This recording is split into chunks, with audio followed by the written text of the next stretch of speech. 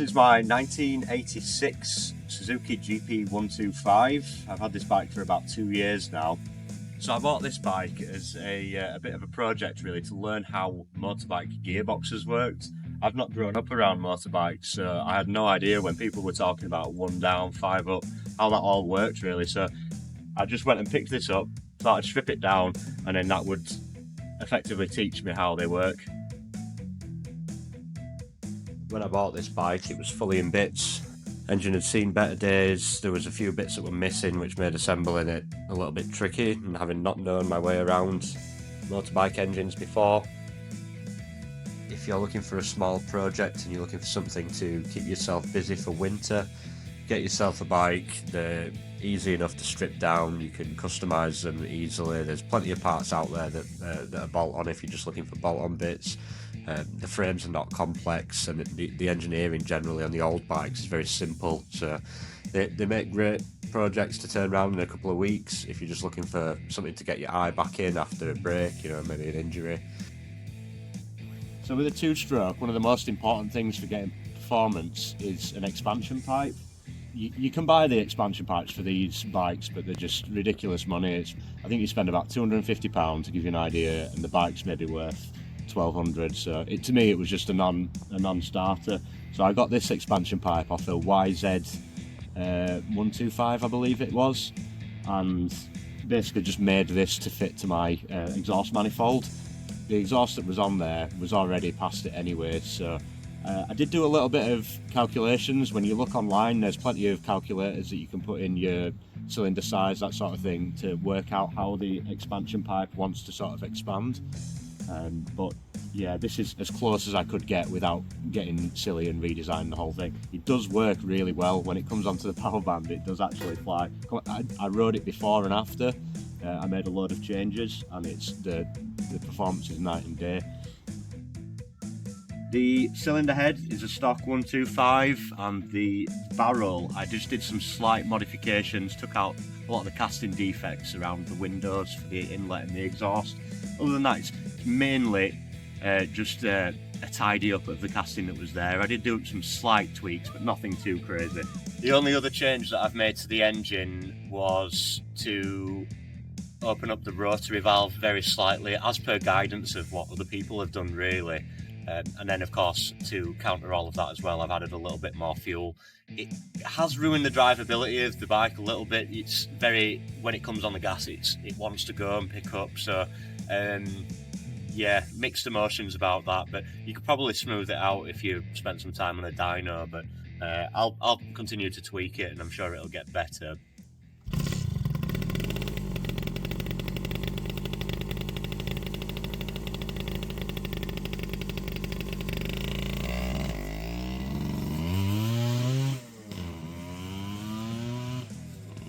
I've had over 70 mile an hour out of it, which for a 1980s bike was plenty fast enough. And when you look at the brakes as well, it's actually got drum brakes front and rear, so you can't really stop that quick. With the knobblies on there, the handling's not absolutely brilliant for the road. I would say if you're looking at getting your first motorcycle and you're looking to ride around on a CBT, just get a two-stroke. They're so much quicker and more usable than the 4-stroke equivalents. Yeah, and there's a lot more you can do to the older bikes as well, easily, to get quite a little chunk more power out of them. I've ridden a couple of 4-strokes, and they're just, it's true what they say, 2-stroke crazy, 4-stroke lazy. They're not quite quick enough to keep up with modern traffic, I don't think. And they're a lot heavier as well, a lot of the modern bikes, so you've got to watch out for not having enough power to sort of push them along down the road. So the fuel tank was originally a grey with some sort of flower insignias on there. I've always liked flowers on bikes and cars. It's just one of those things that ultimately stems back to the lowrider scene for me. I just always liked that sort of floral pattern. It just appealed to me. But I did actually change that up and put my name on the side of it, on this side. And we got the race numbers on there as well. These were from when I did Race the Waves last year at Bridlington, so I competed on the beach with a bike. To allow you to compete, you need the numbers on the side just for identification, but I also had a small area here that I added, just a a guard to stop the sand flicking up from the rear wheel onto the air intake. Just trying to keep as much sand and salt water off the bike as I could, really, for usability during the day. So the rear shocks are just replacement units from eBay, nothing fancy, nothing special. I'm not really chasing handling or anything like that, it was just to learn to ride bikes. The seat is just, believe it or not, it's an old cushion that we just stuffed it inside, sort of false suede material, and then it's on a plywood base.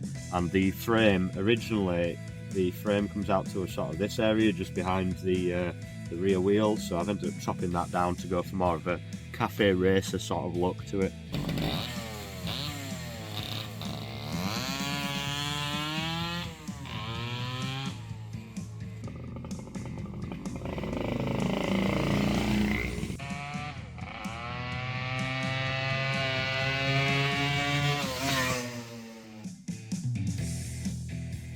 So plans for the future, I like my brass and copper and aluminium polished metals.